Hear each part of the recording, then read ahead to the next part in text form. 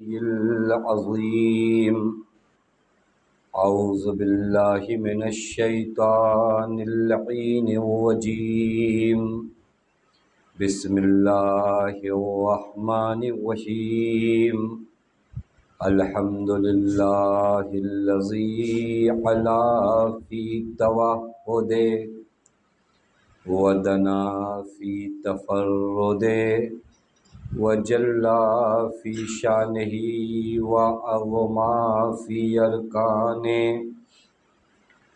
وقہرا جمیع الخلق بقدرتہ وبرہانہ ثم الصلاة والسلام علی اشرف الانبیاء والمرسلین حبیب الہ العالمین مولا و مولا الثقلین جد الحسن والحسین مولانا ابی القاسم محمد اللهم صل على محمد وآل محمد وعلى اہل بیتہ الطیبین الطاہرین المعصومین المظلومین المنتجبین لا سیما بقیت اللہ فی الارضین واللعنۃ الدائمۃ الباقیۃ العاجلہ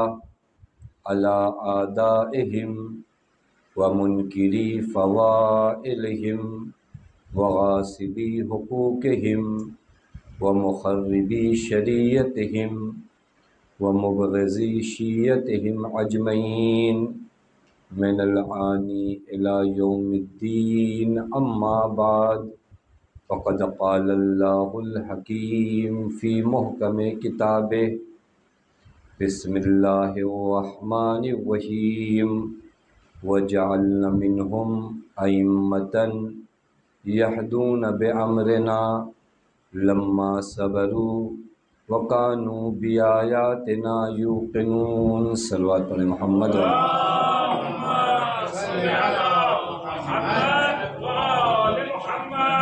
پروردگار عالم کا لاکھ لاکھ شکر ہے کہ اس معبود نے ہمیں اور آپ کو بارگاہ اہل بیت علیہم الصلوۃ والسلام میں حاضر ہونے کی توفیق عنایت فرمائی۔ سب سے پہلے تو وفات حضرت ابو طالب کی تسلیت اور تعزیت بارگاہ امام زمان عجل اللہ تعالیٰ فرجہ الشریف میں تمام مومنین و مومنات کی جانب سے پیش کریں، اور چونکہ مجلس کا عنوان شہادت امام موسیٰ کاظم علیہ الصلوۃ والسلام بھی ہے، لہذا ان دو عظیم ہستیوں کی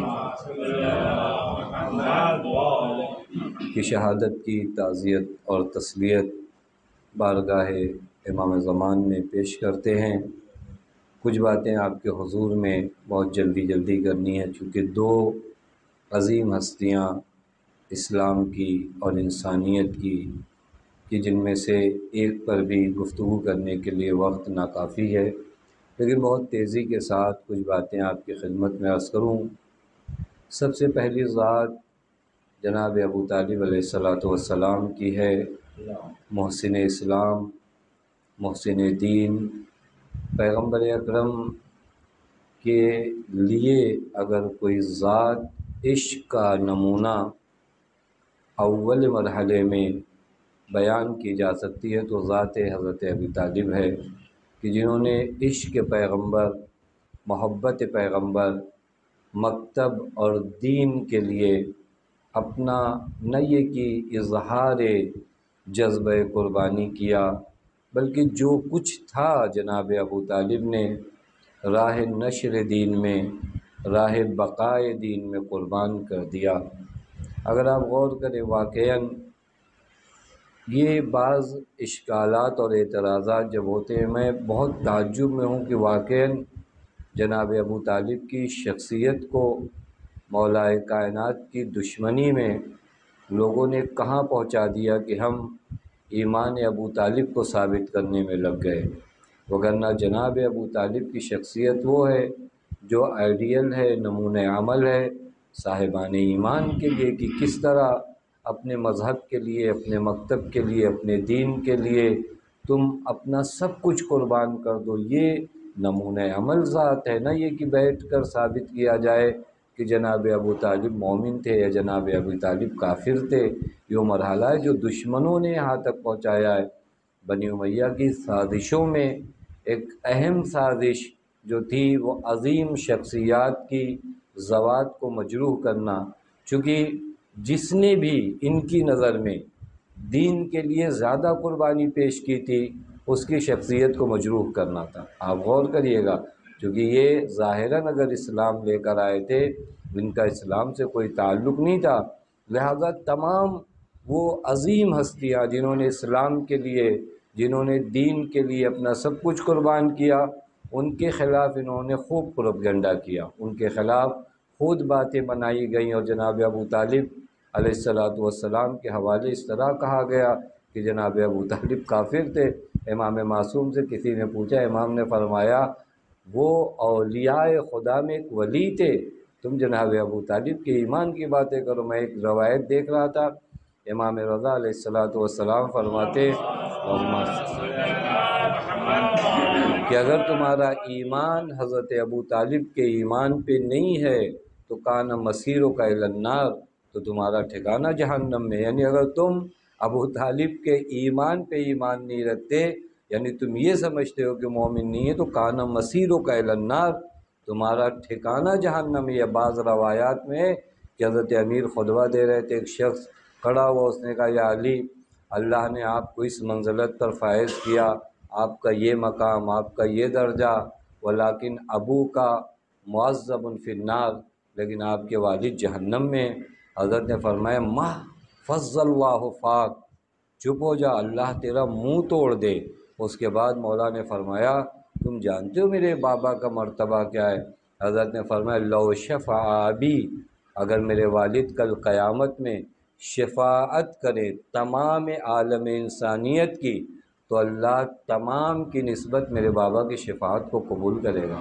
میرے بابا اہل محشر میں شافعین میں، آپ کبھی روایت کی وادی میں آئیے، شہداء کی شفاعت بعض مقامات پر 70 ہے اور بعض مقامات پر 70,000، یعنی اگر کوئی شہید راہ اسلام ہوتا ہے وہ 70 لوگوں کی شفاعت کرتا ہے، یا بعض روایات میں 70,000۔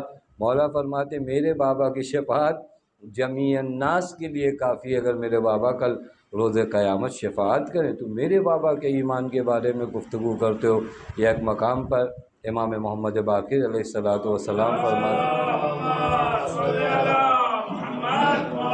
فرماتے ہیں کہ اگر ایمان ابی طالب کو فی کفۃ المیزان، میزان کے ایک پلے میں رکھا جائے، اور تمام عالم کے اعمال کو فی کفۃ الاخری، ترازو کے دوسرے پلے میں رکھا جائے، لرجح ایمان ابی طالب، تو بھی ابو طالب کے ایمان کا درجہ رجحان رکھے گا۔ یہ مرحلہ اس ذات کے بارے میں آ کر گفتگو کیا جائے کہ جناب ابو طالب جو ہے ایمان لائے تھے یا ایمان نہیں لائے تھے۔ آپ واقعاً غور کریے کہ کہاں سے یہ سارے انحرافات آتے ہیں۔ بہت سی عظیم شخصیتوں کو مجروح کیا گیا، لیکن جناب ابو طالب پر زیادہ نشانہ تھا۔ آپ اگر غور کریے نا، ایک چیز جو ہمیشہ ٹارگیٹ رہی ہے وہ ذات جو منسوب ہے حضرت امیر سے، حتیٰ کربلا کی جنگ میں آپ دیکھیے جب سرکار سید الشہداء نے پوچھا کس جرم میں تم مجھے قتل کر رہے ہو، میری خطا کیا ہے، میں نے حلال محمد کو حرام کیا، حرام محمد کو حلال کیا، یہی ایک جملہ تھا، بغضا لابی۔ تو جو فرما رہے ہیں یہی پورا کردار دشمنوں نے نبھایا ہے جناب ابو طالب کی نسبت، چونکہ جناب ابو طالب کے بیٹے کا نام علی ہے۔ یہاں پر آ کر غور کرنا، مظلوم ہے، خدا کی قسم ذات ابی طالب مظلوم ہے اپنوں کے درمیان بھی۔ وہ شخصیت جناب ابو طالب اجاگر نہیں ہوئی کہ جناب ابو طالب نے کیا کیا۔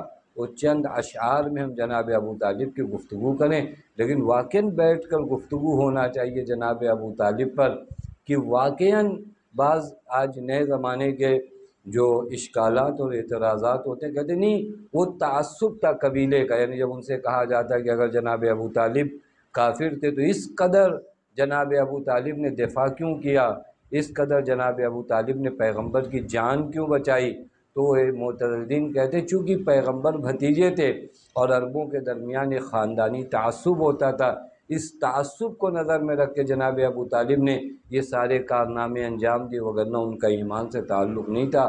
آخرین عقل کے اندھوں سے پوچھا جائے، جب انسان تعصب عربی پر گفتگو کرے گا اور تعصب عربی کی بنیاد پر اگر کسی کا ڈیفینس کرے گا تو خود کو آگے لائے گا، لیکن کائنات کا کون سا وہ باپ ہوگا جو خطروں کے بستر پہ اپنی اولاد کو سلائے گا، مگر اس وقت تک جب تک وہ باپ اس مکتب اور دین پر ایمان نہ رکھتا ہو۔ یہ ہوتا ہے جب انسان دین پر ایمان رکھے، جب مکتب پہ ایمان رکھے، تو پھر اپنی جان کو، اپنی اولاد کو، اپنے مال کو، اپنے نفوس کو، اپنی آبرو کو، جناب ابو طالب نے سب کچھ راہ دین میں قربان کیا۔ اگر آپ غور کریے، جناب ابو طالب نے اپنی آبرو کو قربان کیا۔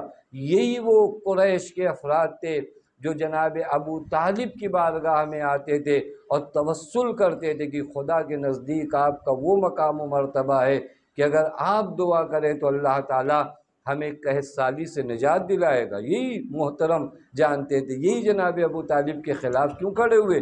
کیونکہ جناب ابو طالب نے حق کا ساتھ دیا، حق کی نشر و اشاعت میں مدد کی۔ حتیٰ وہاں پر بھی اگر آپ غور فرمائیے، جب جناب ابو طالب کے پاس یہ لوگ آئے اور آنے کے بعد کہا کہ آپ دعا کریے خانہ کعبہ کے پاس جا کر تاکہ اللہ قحط سالی سے نجات دے، اس وقت بھی عرفان ابو طالب کا یہ عالم تھا، پیغمبر کو لے کر آئے اور خانہ کعبہ کے پاس کہا میرے اللہ تجھے اس ذات کا واسطہ ہے۔ اس وقت جناب اعلان نبوت بھی نہیں ہوا، اعلان بعثت بھی نہیں ہوا، جناب ابو طالب بتا رہے تھے انہیں پہچانو، یہ کون سی ذات؟ خدا کی قسم واقعاً حیرت ہوتی ہے انسان کو اس مقام پر کہ آئے گفتگو کرے جناب ابو طالب کے ایمان سے۔ جناب ابو طالب بہت اچھا شعر ابن حدید معتزلی نے کہا، اور نجف میں مولا کے حرم میں یہ شعر کندہ ہے کہ دو ذات نے اسلام کو پھیلایا اور بچایا، باپ اور بیٹے نے مل کر اسلام کو پھیلایا اور بچایا۔ بیٹے نے مدینے میں اسلام کی مدد کی، باپ نے مکے میں اسلام کی مدد کیا۔ یہ وہ اشعار ہیں، یہ وہ حقیقت ہے جو نہیں پہنچی، وگرنہ جناب ابو طالب پر گفتگو ہو، مسلمانوں کے لیے نمونہ عمل بنے کہ تم کیا قربان کر سکتے ہو دین کے لیے، تم کیا دے سکتے ہو۔ عشق نبی کا نعرہ لگانا اور عشق نبی میں دو چار قصیدے اور نعت پڑھ دینا بڑا آسان مرحلہ ہے۔ بہت آسان ہو، اے سی ہو، پنکھا چل رہا ہو، وہاں آپ سے کہیں کہ آپ نعت پڑھیے عشق نبی میں، تو میں عاشق نبی تو نہیں کہلاؤں گا۔ ہاں جب تلواروں کا سایہ ہو وہاں اپنی اولاد کو اگر تم نبی کی حفاظت میں لٹاؤ تو معلوم پڑے تم عاشق نبی ہو یا نہیں ہو۔ نبی کی زلفوں کی تعریف کر دینا، نبی کے بال کی تعریف کر دینا، نبی کی چادر کی تعریف کر دینا، جس سے تم عاشق نبی بن جاتے ہو، اور جس نے نبی کی حفاظت میں اپنا سب کچھ قربان کر دیا۔ آپ روایات جا کر دیکھیے، خدا کی قسم ایثار ابو طالب پہ گفتگو ہونا چاہیے، اخلاص ابو طالب پہ گفتگو ہونا چاہیے، یقین ابو طالب پر کس قدر یقین ہے اپنے مکتب اور اپنے مذہب کی نسبت، کہ جب جناب فاطمہ بنت اسد نے آ کر بتایا، پیغمبر کی ولادت کی خبر دی کہ اے ابو طالب محمد کی ولادت ہوئی، تو معلوم اس وقت جناب ابو طالب کے ایمان کا درجہ کیا تھا کہ اس میری سبتن 30 سال تم بھی صبر کرو، اللہ تمہیں بھی ایک ایسا بیٹا دے گا کہ جس میں کوئی فرق نہیں رہے گا سوائے نبوت کے۔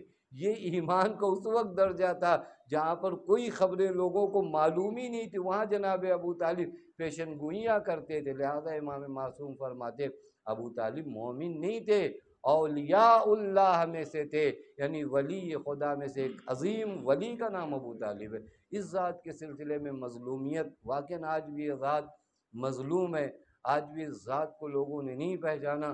ان کے قصیدے پڑھے جاتے ہیں جنہوں نے جنگوں میں شرکت بھی مال غنیمت کے لیے کیا تھا، ان کی باتیں نہیں ہوتی جس نے اپنا سب کچھ قربان جو ہے دین اور اسلام کے لیے کیا۔ یہ ایک ذات ہے، میں نے عرض کیا وقت بہت کم ہے، لہٰذا اگر کبھی گفتگو کرنا اور ہمارے لیے نمونہ عمل جناب ابو طالب کی ذات کو بنانا، ہم ایثار ابو طالب سے گفتگو کریں۔ ہم معرفت حد تک کام کرنے کی جگہ ان اشعار جو جناب ابو طالب نے جو اشعار کہیں، خود ایک مستقل ٹاپک ہے کہ اگر کوئی آئے اور مرحوم علامہ امینی رضوان اللہ تعالیٰ علیہ نے ان اشعار کو جمع کیا جو جناب ابو طالب نے کہے ہیں، جہاں سے ابو طالب کی توحید بھی ثابت ہوتی ہے، جہاں سے ابو طالب کا رسالت پر عقیدہ و امامت پہ عقیدہ اشعار بیان کرتے۔ پھر اس کے بعد جو دوسری ذات ہے جس کے بارے میں آپ کی خدمت میں گفتگو کرنا ہے وہ بھی مظلوم ذات ہے۔ میں نے بار بار عرض کیا بعض ذوات اپنوں کے درمیان بھی مظلوم ہیں جن کے بارے میں گفتگو نہیں ہو پاتی، اور ہم ایک مصائب کے ربط کے لیے کہہ کر گزر جاتے ہیں اور باتیں نہیں ہو پاتی۔ ان ذوات میں سے امام موسیٰ کاظم علیہ السلام ہے کہ جن کا دور بھی واقعا سخت ترین دور امامت ہے، سخت ترین دور امامت۔ اگر آپ کبھی گفتگو کریے امام موسیٰ کاظم کی زندگی کا اور اس کا ذرا سا احساس آپ کو لگانا ہے کہ کتنا سخت دور تھا امام کا زمانہ، تو آپ امام صادق کی وصیت سے اس کا اندازہ لگا سکتے ہیں۔ جہاں امام نے جب وصیت کیا تو کس کے نام وصیت کیا؟ منصور دوانقی کے نام وصیت کیا، حاکم مدینہ کے نام وصیت کیا، وہیں حمیدہ خاتون کے نام وصیت کیا۔ یعنی اس طرح سخت اور پرآشوب ماحول تھا کہ امام کی حفاظت کے لیے امام کو کچھ اور ناموں کے لیے وصیت کرنا پڑا تاکہ ڈائریکٹ حکومت اس امام تک نہ پہنچ جائے۔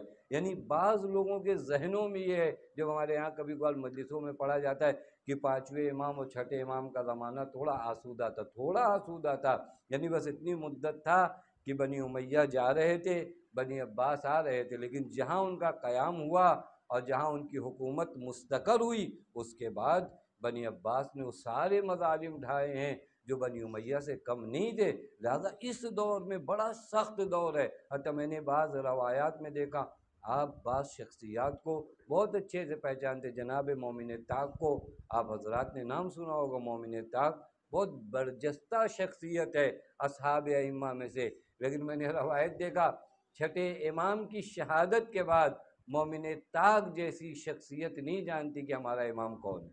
آپ کبھی غور کریے گا کہ کتنے سخت حالات سے، کتنے سخت دور سے روایت میں ہے کہ مومن طاق اپنے ایک دوسرے دوست سے بات کر رہے تھے اسی سلسلے میں، اور پھر آپس میں باتیں، اور یہ تھا کہ اس کے بعد امام کون ہے یہ مشورے ہو رہے تھے۔ اور پھر اس کے بعد بہرکیف اللہ تعالیٰ جب آپ ہدایت کی جستجو میں ہوں تو اللہ تعالیٰ آپ کو سرگرداں نہیں رکھتا ہے، اللہ تعالیٰ آپ کو ہدایت دیتا، اور پھر اس کے بعد امام کا نمائندہ گیا اور بلا کے لاؤ، پورے سوال و جواب ہوئے۔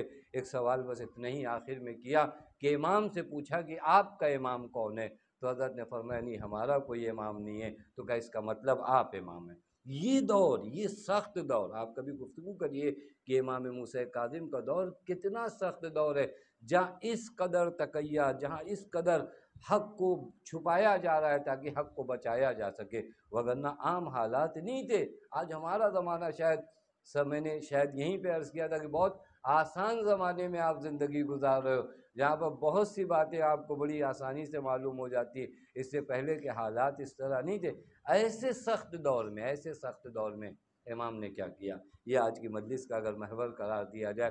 اس سخت دور میں امام کی ذمہ داریوں کو سمجھے، اور امام نے جو وظائف اور ذمہ داریاں نبھائی ہیں، آپ اگر ایک مولا کی زندگی کے پہلو پہ نظر کیجئے، بہت سے پہلو ہیں، فقط مولا کے زندگی کے ایک پہلو پہ اگر آپ نظر کریے، وہ مومنین کی مدد کرنا، یہ زندگی کا ایک پہلو۔ اور یہ جملہ جب آتا ہے مومنین کی مدد کرنا تو فوراً انسان کا دھیان مال دنیا کی طرف جاتا ہے کہ مال دنیا کے ذریعے مدد کی جاتی ہے۔ لیکن اگر آپ امام کی زندگی میں کس طریقے سے امام نے دیگر مومنین کی مدد کیا ہے، تو تین مدد کی قسمیں ہیں امام کی زندگی میں، جو ہم لوگوں نے تھوڑی سی تحلیل کیا کہ آپ امام کی زندگی میں تین قسموں کی مدد کر دیکھ سکتے ہیں۔ ایک، امام نے کس طرح مالی مدد پہنچائی ہے۔ دوسری مدد جو حضرت نے فرمائی فکری مدد، جو عقائد خراب کیے جا رہے تھے شیعوں کے اور چاہنے والوں کے، وہاں کس طرح حضرت نے مدد فرمائی ہے۔ اور تیسری مدد حضرت کی مومن کی آبرو کو بچانے کی مدد۔ یہ تین مدد شاید آج کی شب ہم اپنے لیے ایک ہدیہ لے کر جانا چاہیں کہ ان تین مدد میں ہم امام کے کہاں تک پیروکار ہیں۔ پہلی مدد جو حضرت نے فرمائی مالی امداد، اس حالات میں، ان دور میں بہت حالات خراب تھے، بہت سختیاں تھیں، بڑی مشکلات تھیں۔ ان حالات میں حضرت کے پاس اگر کوئی آتا تھا تو حضرت اس قدر مدد کرتے تھے، اس قدر مدد کرتے تھے کہ دوبارہ پھر وہ مدد کے لیے نہ آئے۔ یہ ایک روش اور ایک طریقہ ہمارے سماج میں عجیب روال عادی میں آیا، مجھے نہیں سمجھ میں آتا کہ اگر آپ کسی کی مدد کرو تو سالہ سال مدد کر رہے ہو، جبکہ اہل بیت علیہ الصلوۃ والسلام کا طریقہ یہ تھا پہلے مرحلے میں اتنی مدد کی جائے کہ اسے بے نیاز بنا دیا جائے۔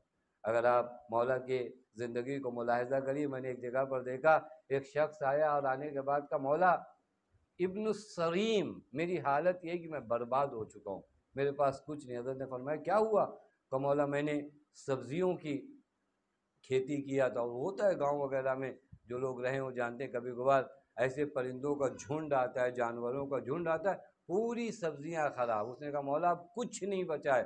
حضرت نے فرمایا اتنا بتاؤ، اگر وہ سبزیاں ہو جاتی اور تم انہیں مارکیٹ میں مثلاً اگر بھیجتے کتنے کی ہوتی؟ کہا مولا 120 دینار کی۔ حضرت نے 150 دینار دیا، 2 اونٹ دیے تاکہ بے نیاز ہو جائے، نہ یہ کہ اس کا رجسٹر میں نام لکھا جائے اور ہر مہینہ آتا رہے۔ تو جو فرما رہے ہیں اگر آپ کسی کی امداد کر رہے ہو تو اس کو اس کے پیروں پر کھڑا کر دیجئے کہ وہ اس لائق ہو جائے کہ دوبارہ آنا ہے۔ اور دوسری طرف سے امداد لینے والوں کو بھی معلوم ہونا چاہیے کہ راستہ اچھا نہیں ہے اپنے گھر میں لانے کا۔ اگر کسی کی کوئی مدد کرتا ہے تو بالکل ایسے ہی ہے کہ کوئی آدمی گر گیا ٹھوکر کھا کے، خوب ایک آدمی نے ہاتھ بڑھایا اٹھا کر کھڑا کر دو، خوب چلو۔ اس کے بعد تو نہیں ہے کہ آپ بار بار وہاں پر آرام کرو گے، بار بار نہیں۔ یہ واقعاً خدا کی قسم یہ نہج غلط ہے۔ نہ مدد کرنے والوں میں بھی وہ نہج نہیں ہے اور مدد لینے والوں کو بھی معلوم ہونا چاہیے یہ راستہ بہتر نہیں ہے۔ خداوند متعال نے مومن کو ذلیل ہونے سے روکا ہے۔ اللہ نے ہر چیز کی اجازت دی ہے، لیکن مومن کو کہا تمہیں ذلیل نہیں ہونا ہے۔ آپ کیوں ہاتھ پھیلاؤ گے؟ آپ کو اللہ تعالیٰ نے ہاتھ دیے، پیر دیے، لہٰذا یہ امداد مالی جو حضرت کی جانب سے برابر رہی ہے۔ لیکن میں جہاں پر آپ سے گفتگو کرنا چاہتا ہوں، امداد فکری، وہ لوگ جو راستے سے بھٹک چکے ہیں، وہ لوگ جو دشمن کی جانب سے جو شبہات ایجاد کیے جاتے ہیں۔ آج ہمارے زمانے میں یہ بہت سخت ہے، اگر آپ غور فرمائیے کہ انٹرنیٹ ہے، یوٹیوب ہے، کلپس ہے، سائٹس ہے، نئے نئے شبہات ہمارے جوانوں کے درمیان لائے جاتے ہیں۔ یہاں پر بھی ایک امداد کی ضرورت ہے، یہاں پر بھی فکری امداد، ان کے عقائد کو صحیح کرنا۔ وہ چاروں طرف سے ایک یلغار مچی ہوئی ہے، خدا کی قسم ایک یلغار مچی ہے، جہاں پر جوانوں کے عقائد خراب کیے جاتے، بہانوں سے خراب کیے جاتے، اور دم بھی بھرا جاتا ہے۔ یہ بھی عجیب ہے، دم بھرا جاتا ہے مولائی ہونے کا۔ یہ بہت اہم مرحلہ ہے جہاں پر ہمارے جوان، چونکہ ایک نعرہ ہوتا ہے، اچھا نعرہ لگتا ہے، اور میں بار بار اس نعرے کے بارے میں کہتا ہوں کہ بنی عباس کے نعرے سے اچھا کوئی نعرہ نہیں تھا۔ انہوں نے کہا ہم حکومت چاہتے ہیں رضا من آل محمد، ہمیں حکومت اس وجہ سے چاہیے آل محمد کو راضی کرنا، بس، یعنی یہ حکومت انہی کے لیے۔ وہ نعرہ جو بنی عباس نے بلند کیا تھا اتنا مقدس نعرہ تھا، لیکن آپ جانتے ہو حکومت آنے کے بعد سب سے زیادہ جس نے آل محمد کو ستایا یہی بنی عباس کے لوگ تھے۔ لہذا آج بھی ہمارے جوانوں کو کبھی ان نعروں سے بہکایا جاتا ہے۔ ہر ایک آدمی اپنے آپ کو مولائی کی سب سے بڑی سند دیتا اور کہتا ہے کہ ہم اس وجہ سے آپ کو بلائے۔ یہاں پر غور کرنے کا مقام ہے، وہ انحراف جو عقیدے کے لحاظ سے، وہ تبدیلیاں یہاں پر مدد کرنے کی ضرورت ہے۔ میں دیکھ رہا تھا ایک شخص ہے جس کا نام حسن ابن عبداللہ ہے۔ حسن ابن عبداللہ ایک معتبر شخص ہے سماجیکل لحاظ سے، یعنی سماج میں، معاشرے میں اس کی بہت ویلیو ہے۔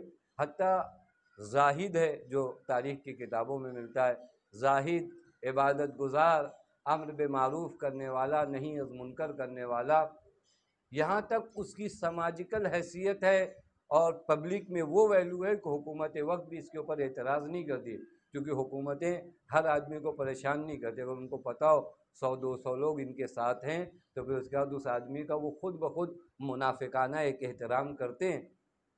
یہ حکومت کو بھی ٹوکا کرتے تو حکومت ان کا کچھ نہیں کرتی تھی۔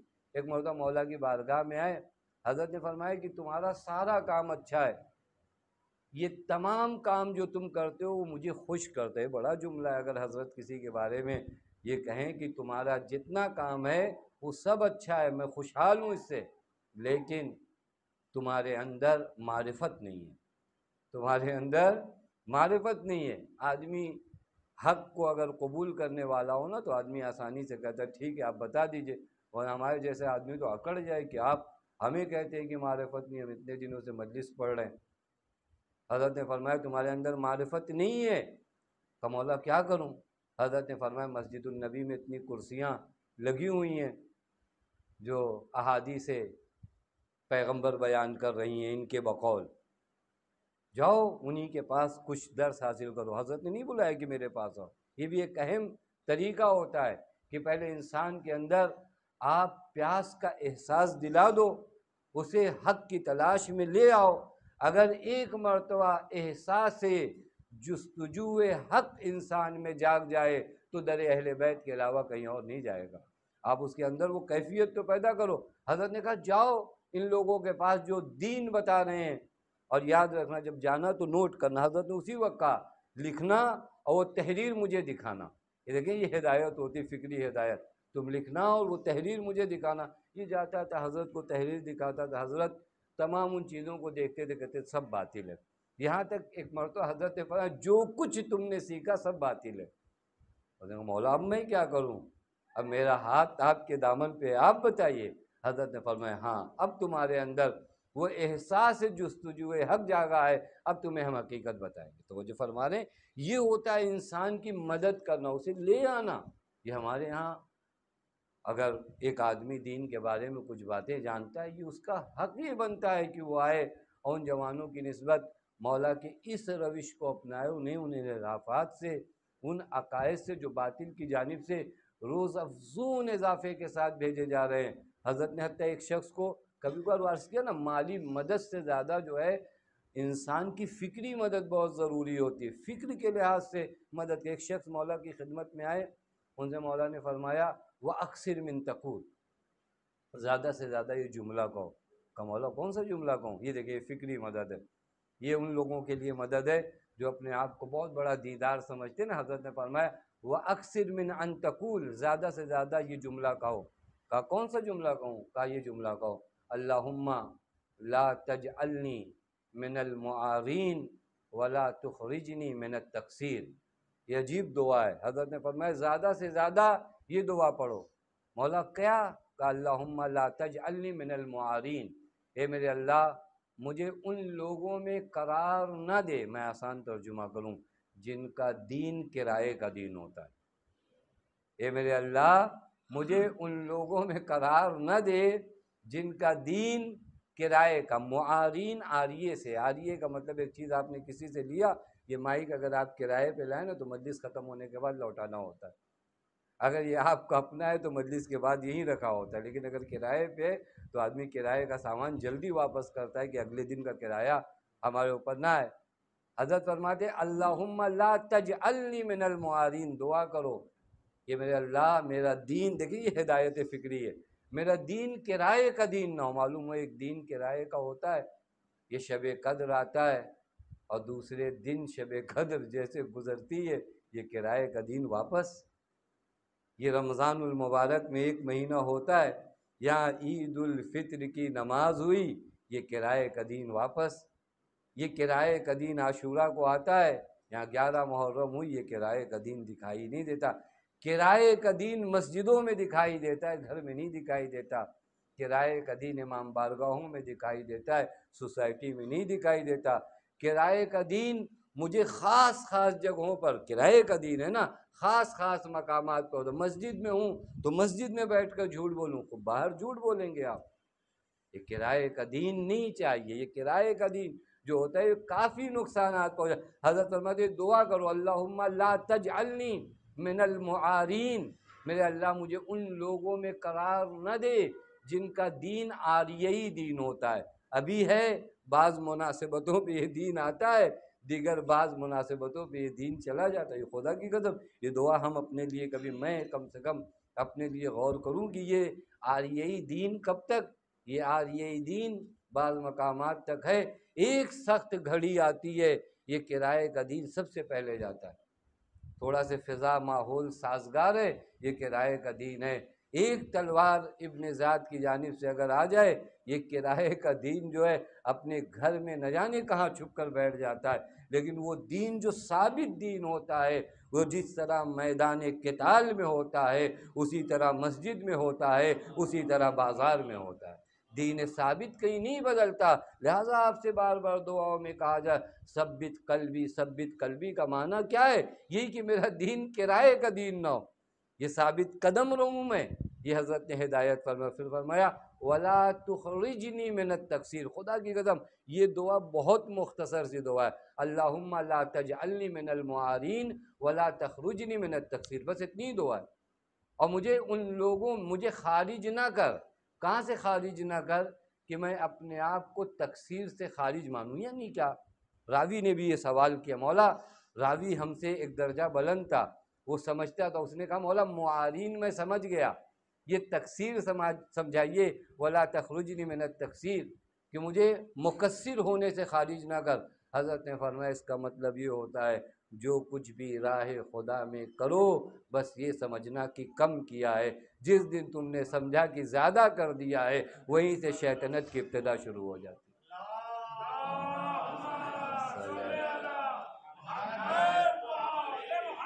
یہ مومنوں والی بیماری ہوتی ہے نا کہ جہاں پر 2-4 نماز شب ہم نے پڑھی اور 2-4 دن اول وقت آ گئے تو پھر اس کے بعد لگتا ہے کہ اس پوری سوسائٹی میں ہم سے بڑا بھی مومن کوئی ہے۔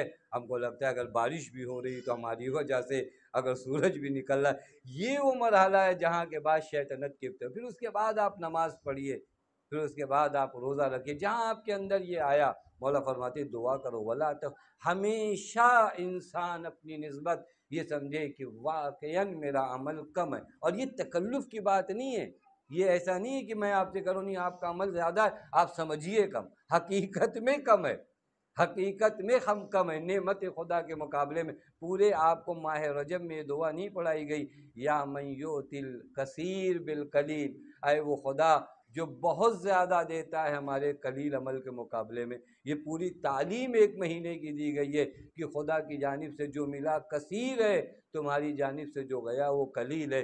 یہی احساس آ جائے، نہ انسان میں عجب آتا ہے، نہ انسان میں تکبر آتا ہے، لیکن جہاں 2-4 مجلسوں کو پڑھنے کے بعد آپ اپنے وجود میں یہ احساس کرتے ہیں کہ پورا دین میری وجہ سے بچا ہے، تو اس دن سب سے پہلے بے دین آپ ہوتے ہیں، اس دن سب سے پہلے بے دین آپ ہے، جس دن آپ کو یہ احساس ہونے لگے کہ دین آپ کی ذات کی وجہ سے بچا ہے۔ لہٰذا حضرت نے یہاں پر ہدایت فرمائی ہے۔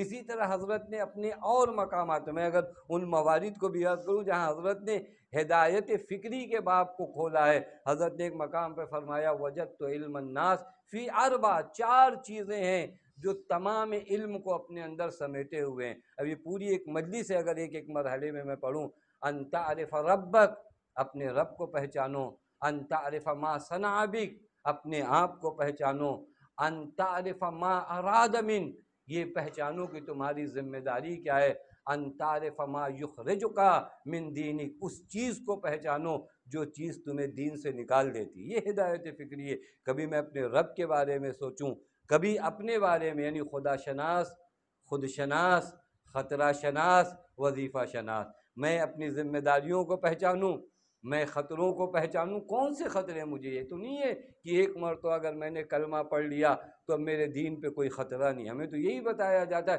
نہیں، آپ آرام سے رہیے، آپ کا جو دل چاہے کریں، آپ کو کون سا خطرہ لاحق ہے؟ جب ہے اگر ہمارے دین کو کوئی خطرہ لاحق نہیں ہے تو معصومین کی جانب سے اس قدر روایات کیوں وارد ہوئی ہیں کہ بار بار ثبات قدمی کی دعا کرو؟ یہ مرحلے ہیں جو حضرت نے ہدایت فکری کے عنوان سے، اور آج ہمارے یہاں بھی یہ واقعاً سخت مرحلہ ہے۔ خالصانہ طور پر اگر انسان آگے بڑھے، نہ کسی بھی معاملے میں، نہ میری خواہشات، نہ میرا ایگو، وہ دین جو کہتا ہے، خدا کی قدم جس دن دین مقدم ہو جائے گا اس دن سارے اختلافات ختم ہو جاتے ہیں۔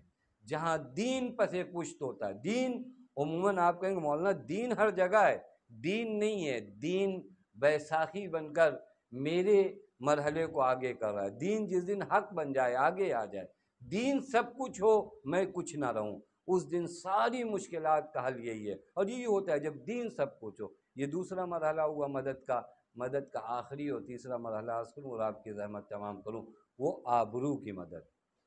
مومن کی مدد آپ مال کے ذریعے نہیں کر سکتے، آپ فکری اور ہدایت کے لحاظ سے مدد نہیں کر سکتے، لیکن مومن کی آبرو بچا کر بھی آپ اس کی مدد کر سکتے، مومن کی عزت بچا کر۔ بعض روایات میں، خدا کی قسم بعض روایات ہم سمجھتے ہیں کہ دین فقط نماز و روزے کا نام ہے۔ آپ روایات جا کر دیکھیے کہ اگر ایک روایت میں دیکھ رہا تھا کہ اگر تم ایسی جگہ پہ بیٹھے ہو جہاں ایک مومن کو بے آبرو کیا جا رہا ہے اور تمہارے اندر یہ طاقت ہے کہ تم قیام کر کے اس مومن کی بے آبروئی کو روک سکو، اور تم اگر نہیں قیام کرتے تو کل قیامت میں خدا تمہیں بے آبرو کرے گا۔ یہ روایت ہے۔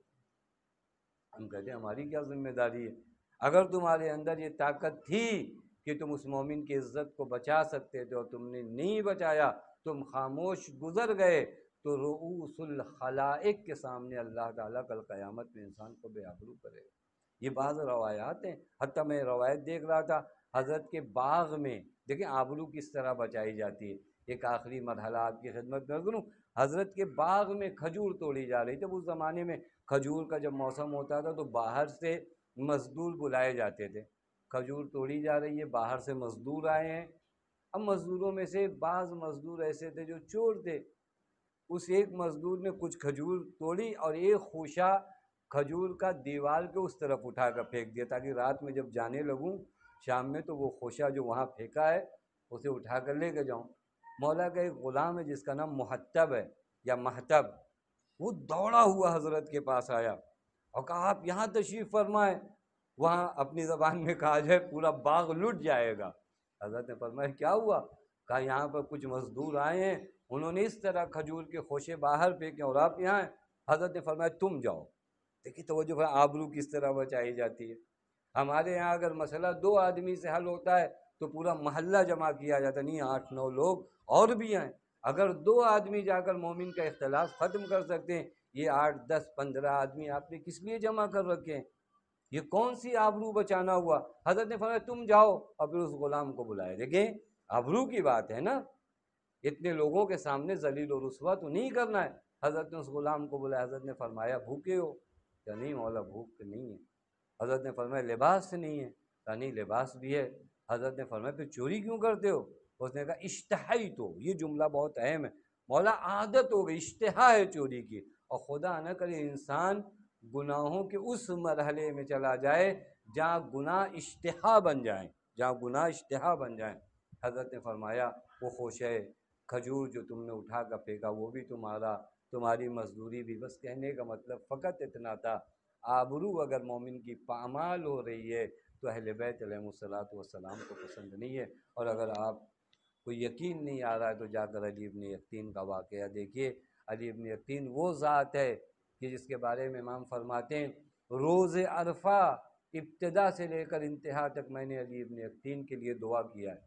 جب علی ابن یقطین نے آ کر ایک مرتبہ مولا سے کہا مولا مکے میں لوگ آپ کے ہاتھ چومتے ہیں، آپ کے سر چومتے ہیں، آپ کی پیشانیاں چومتی ہیں، لیکن میں مجبور ہوں کہ میں نہیں آ پاتا چونکہ حکومت وقت کی پابندی، آپ کو اپنی آنکھوں کے سامنے دیکھتا ہوں لیکن آپ کے قریب نہیں آ پاتا۔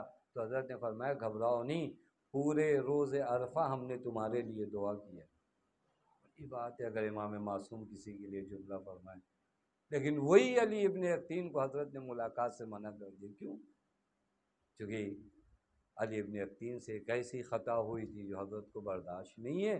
وہ خطا یہی ہے کہ مومن کو بے آبرو نہ کیا جائے، مومن کو ہم سمجھتے نہیں ہم نے 2 رکعت نماز ایکسٹرا پڑھ لیا تب ہمارے یہ قانون بن جاتا ہے کہ ہم جو چاہیں، نہیں، ذرہ برابر حق نہیں ہے۔ اہل بیت علیہ الصلوۃ والسلام حق نہیں دیتے کسی کو کہ وہ آ کر کسی مومن کو بے آبرو کرے۔ لہٰذا آپ پوری زندگی امام کی دیکھیں، مالی مدد، فکری مدد، آبرو کی مدد، اور یہ تمام مرحلے جو حضرت نے گزارے ہیں بہت سخت حالات میں گزارے ہیں، بہت سخت حالات۔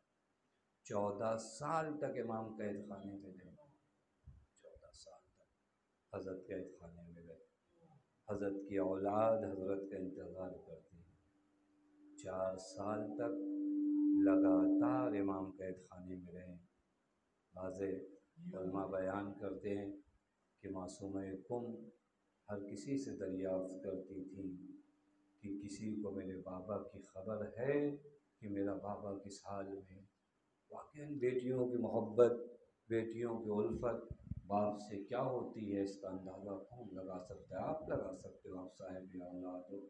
ایک بچی جب اپنے باپ کا انتظار کر رہی ہو کہ میرا بابا کب آئے گا، میرا بابا کب آئے گا، بس اتنا ہاتھوں کو جوڑ کے کہوں گا، بی بی معصوم کم، آپ کا بابا کافی دور ہے، آپ اپنے بابا کا انتظار کر رہی ہو، لیکن ایک بچی اور در خیمہ پہ کھڑی ہے جو اپنے بابا کا انتظار کر رہی ہے، اور جب بابا نہیں آیا اور ذوالجناح آیا تو فقط اتنا کہا، اے ذوالجناح میں جانتی ہوں میرے بابا کو شہید کر دیا گیا ہے، بس مجھے اتنا بتا دے جب میرے بابا کو شہید کیا گیا تھا پانی دیا گیا تھا یا پانی نہیں دیا گیا تھا؟